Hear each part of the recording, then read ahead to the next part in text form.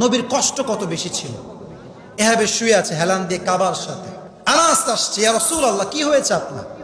আপনার মনে এত কষ্ট কেন? আপনার চোখের কোঠায় পানি কেন ইয়া রাসূলুল্লাহ, ইয়া হাবিবাল্লাহ?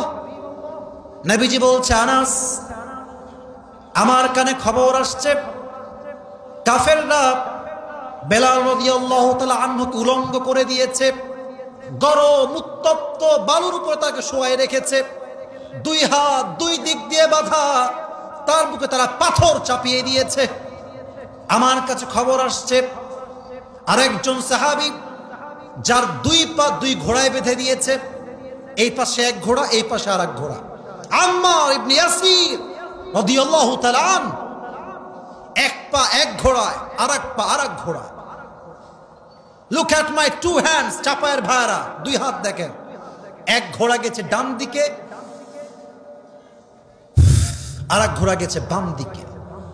এমন জোরে চাপ, দুই দিকে দুই চাপে দুই পা দুই খান হয়ে ছিঁড়ে গিয়েছে। কষ্ট কত চিন্তা করেন। হে আনাস, আমার কানে খবর এসেছে সুমাইয়া রাদিয়াল্লাহু তাআলা আনহাকে তারা গণধর্ষণ করেছে। এতটুকুই শেষ নয়, তার লজ্জাস্থানে তীর নিক্ষেপ করে তাকে জায়গায় শহীদ করেছে। আমার কানে খবর এসেছে খাব্বাবকে তারা লোহার আঙ্গার দিয়ে এমন ছেকা দিয়েছে তার দেহের চামড়াগুলো পুরে ভস্ম হয়ে গিয়েছে।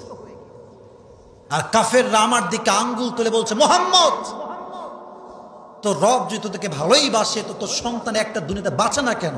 আমি খুব কষ্টে আছি আনাস। নবী কাঁদতেছে, চোখ দিয়ে পানি পড়ছে, সন্তান সব হারিয়ে গিয়েছে। হঠাৎ আনাস দেখতে পাচ্ছে নবীজির চোখের কান্না বাদ দিয়ে নবীজি একটা মুচকি হাসি দিয়েছে। এত আস্তে এক্সপেক্ট করি না, জোরে পড়েন না, ও আরেকবার পড়েন না সুবহানাল্লাহ। ইয়া রাসূলুল্লাহ, ইয়া হাবিবাল্লাহ, একটু আগে আপনার চোখের কোঠায় পানি ছিল, হঠাৎ মুচকি হাসি কেন? নবীজি বলছেন, আমার মুচকি হাসি দেওয়ার কারণ একটাই, এই মুহূর্তে আল্লাহ তাআলা আমাকে হাউজে কাউসারের মতো নিয়ামত দান করেছে। এখন প্রশ্ন হতে পারে যে হুজুর, আপনার তাফসীর বুঝলাম যে হাউজে কাউসার দিয়েছে বলে নবীজি হেসেছেন। আচ্ছা প্রিয় ভাইয়েরা, লজিক হচ্ছে এরকম, যদি সন্তান হারায় আর একটা সন্তান পেলে সান্ত্বনা হয় যে তোমার এই সন্তান হারায় গেছে, এই সন্তান আর একটা নাও, এটা নিয়ে খুশি হও। মারা গেছে সন্তান, আল্লাহ দিচ্ছে পানি, সন্তানের সঙ্গে পানির কোনো কানেকশন কি আছে যুবক ভাইয়েরা? তো নবী কেন হাসলেন? এই হাসির পেছনে আমি তাফসীরে ব্যাখ্যা পেয়েছি মোট 4টা। বলেন সবাই, কয়টা? 1, এই প্রত্যেকটা ব্যাখ্যা কিন্তু বর্তমান অবস্থার সঙ্গে যায় যুবক ভাইয়েরা। প্রথম হাসির কারণ, ইয়া রাসূলুল্লাহ, ইয়া হাবিবাল্লাহ, আপনার 4জন সন্তান আমি আল্লাহ দিয়েছি, তো কি হয়েছে? 4জন সন্তান চলে গিয়েছে, তো কি হয়েছে? এই 4জন সন্তানের বিনিময়ে আমি আল্লাহ তাআলা গোটা বিশ্বে আপনার জন্য কয়েক বিলিয়ন রুহানি সন্তান আমি আল্লাহ দান করে দিয়েছি। সুবহানাল্লাহ। হয়তোবা আপনার বিরুদ্ধে কোনো কাফেররা কথা বললে আপনার সন্তানরা অ্যাকশন নিত, বাট ওয়াল্লাহি চাপায়ের ভাইরা, পুরো বিশ্বের ভেতরে নবীর সম্মান এত আকাশচুম্বী। আমার নবী যদি কেউ গালি দেয়, আমরা জীবন দিয়ে হলো নবীর সম্মান রক্ষা করে ছাড়াবো। এই দেশে যদি আগামীতে শেখ হাসিনার আমলে কথা বাদ, ওই চ্যাপ্টার ক্লোজ। এই দেশে এখন যদি কেউ নবীর শানে একটা গুস্তাখি করে, একটা বেয়াদবি ওয়ার্ড উচ্চারণ করে, তাকে বাইতুল মুকাররমের সামনে ফাঁসির কাস্টে ঝুলিয়ে ছাড়তে হবে। কারা কারা জিতু হাত তুলে আল্লাহকে দেখায় দাও।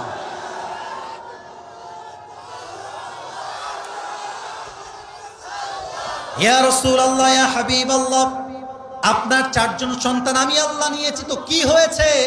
আমি আল্লাহ গোটা বিশ্বে আপনার জন্য এই মুহূর্তে 2024 সাল 2 বিলিয়ন মুসলিম পুরো বিশ্ব অবস্থান করতেছে। সুবহানাল্লাহ নাই? আপনি হতাশ হবেন না। 1 নম্বর কারণ, 4জন সন্তান নিয়েছি, কোটি কোটি সন্তান রুহানি আপনাকে দান করেছে। 1, 2, ইয়া রাসূলুল্লাহ, ইয়া হাবিবাল্লাহ, যদি আপনার সন্তান আমি না নিতাম তাহলে আপনার সন্তানকে আপনার উম্মতরা গদ্দিনেশী নবী বানায় ফেলতো। আমাদের দেশে এরকম আছে, পীরের ছেলে পীর হয় কিন্তু গাঞ্জা খাইয়া কুল পায় না।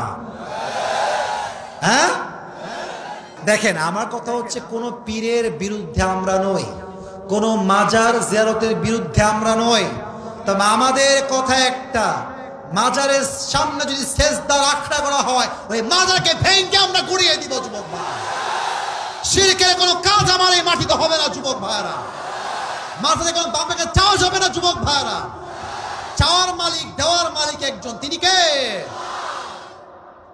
নবীর সন্তান থাকলে সবাই বলতো নবী। কারণ দেখেন, ইব্রাহিম নবীর সন্তান ইসমাইল নবী, দাউদ নবীর সন্তান সুলাইমান নবী, আদম আলাইহিস সালাতু ওয়াস সালামের সন্তান শীশ নবী। কথা কি বোঝা যায়? ইয়াকুব আলাইহিস সালামের সন্তানের নাম কি? আরে ভাই সবাই বলেন নাম কি? ইউসুফ আলাইহিস সালাম নবী। তো এই দেশে যদি মানুষ পীরের ছেলেকে পীর মানতে পারে, তো নবীর ছেলেকে তো মানুষ নবী অটোমেটিক বানায় ফেলবে যুবক ভাইরা, ঠিক কিনা বলেন? যাতে করে এই ভ্রান্তি সৃষ্টি না হয়, এই জন্য আমি আল্লাহ তাআলা আপনার সন্তানদেরকে উঠিয়ে নিয়েছি। 3, কাফেরা নবীকে পাগল বলতো। আচ্ছা বলুন তো, নবীর মতো চরিত্রবান যুবক, চরিত্রবান মানুষ, বুদ্ধিজীবী মানুষ আর কেউ কি হতে পারে? আর কাফেররা বলতো মুহাম্মদ পাগল হয়ে গেছে। নাউজুবিল্লাহ পড়বেন না? কেন বলতো? কারণ নবীকে চেনার জন্য শেখ হাসিনার চোখ হলে চলবে না, আবু বকরের চোখ হওয়া লাগবে, ওমরের চোখ হওয়া লাগবে, আলীর চোখ হওয়া লাগবে, ওসমানের চোখ হওয়া লাগবে, বেলালের চোখ হওয়া লাগবে, খাব্বাবের চোখ হওয়া লাগবে যুবক ভাই।